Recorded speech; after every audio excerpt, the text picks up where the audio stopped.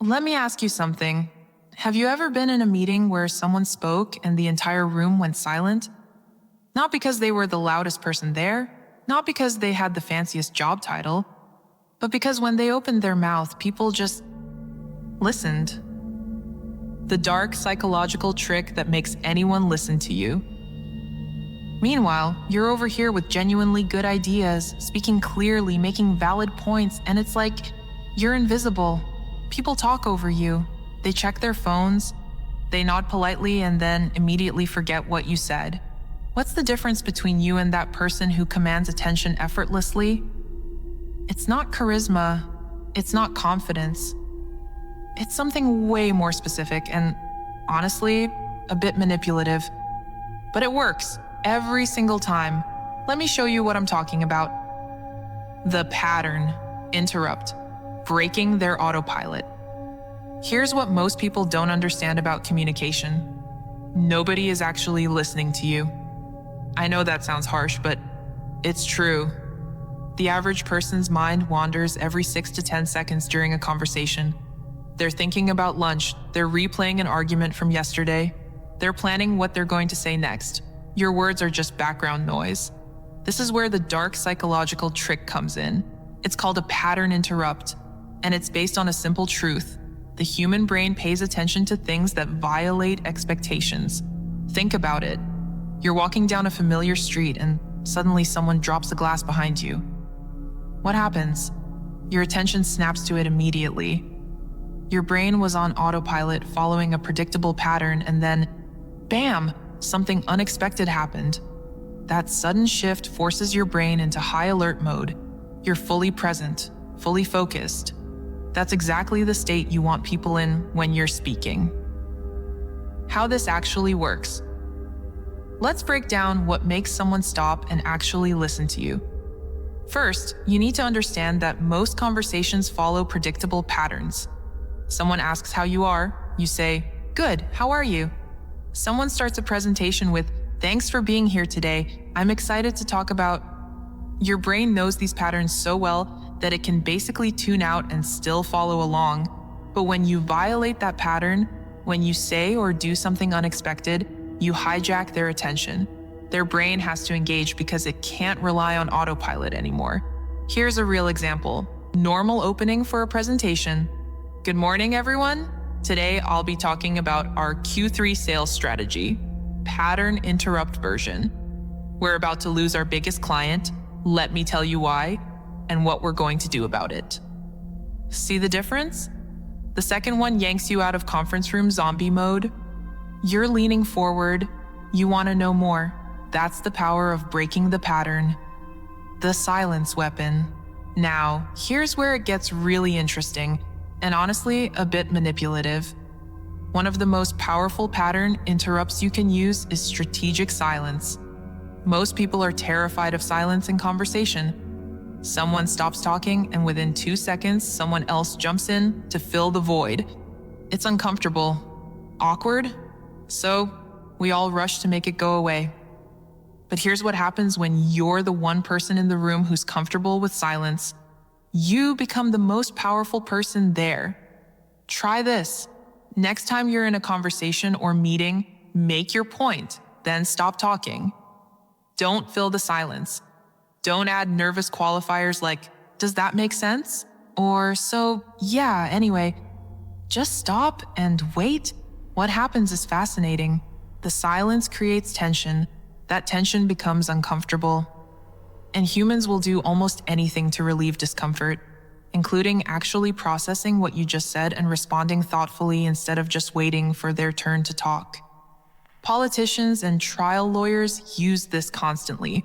They'll ask a question, then just stare at the person, waiting. The silence becomes so unbearable that people start talking just to fill it, and they often reveal way more than they intended to. The contrast principle, making your words hit harder. Here's another dark trick that makes people hang on your every word: strategic energy shifts. Most people maintain the same energy level throughout a conversation. Same volume, same pace, same tone. And because there's no contrast, nothing stands out, nothing feels important. But when you deliberately vary your energy, you create moments that hit differently. Speak quietly when everyone expects you to raise your voice.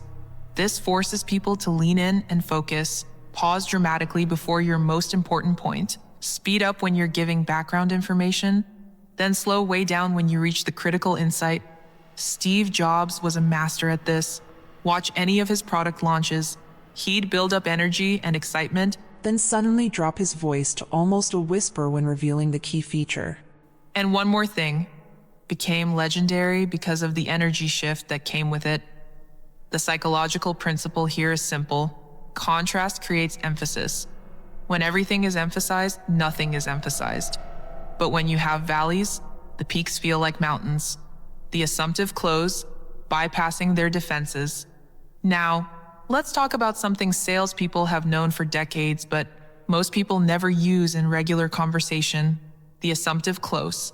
This is where you speak as if the outcome is already decided, which psychologically makes it much harder for someone to disagree or tune out. Instead of saying, "Do you think we should try this approach?" you say, "When we implement this approach next week, here's what we'll need to prepare." Instead of, "Maybe we could get coffee sometime," you say, "I'm free Tuesday or Thursday for coffee. Which works better for you?" You're not giving them a chance to say no.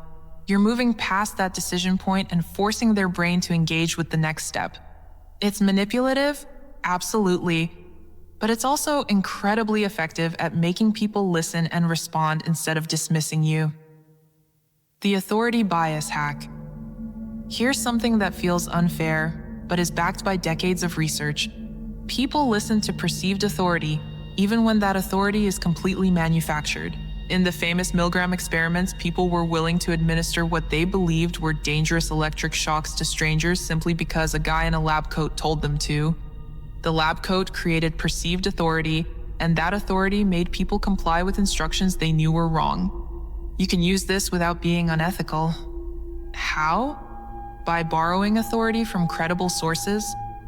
Instead of, "I think we should change our marketing strategy," you say, "According to the latest research from Stanford, companies that shift their marketing strategy in this direction see a 40% increase in engagement."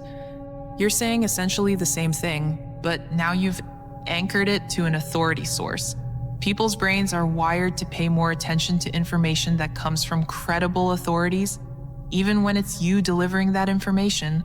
Why this feels dark, and why you should use it anyway. Look, I get it.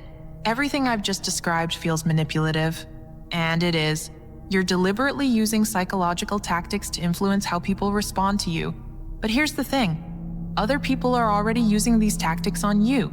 Every advertisement you see, every politician you hear, every persuasive person in your office, they're all using pattern interrupts, strategic silence, contrast, assumptive language, and borrowed authority. The question isn't whether these tactics exist. They do. The question is whether you're going to use them or continue being invisible while everyone else gets heard. The ethical line. There's a difference between using these techniques to manipulate people into doing things that harm them and using them to ensure your genuinely valuable ideas actually get heard. If you're trying to scam someone, deceive them, or get them to act against their own interests, that's when these tactics cross into truly dark territory. But if you have something worth saying and you're just trying to cut through the noise and distraction that plague modern communication, that's not manipulation. That's just effective communication in a world where everyone's attention is fractured. The real power move. Here's what separates people who command attention from people who get ignored. They understand that communication isn't about having the best ideas. It's about delivering those ideas in a way that penetrates people's natural defenses and distractions. You can have the most brilliant insight in the world, but if you deliver it in a monotone voice, buried in jargon, with no contrast or pattern interrupts, nobody will remember it 5 minutes later. Master these techniques. Use them ethically. And watch how the entire dynamic shifts when you speak. People will start actually listening. Not because you got louder or more aggressive, but because you finally learned how to speak in a way that their brains are wired to pay attention to. Now go test this stuff. Seriously, try one pattern interrupt in your next meeting or conversation and watch what happens. You'll see exactly what I'm talking about.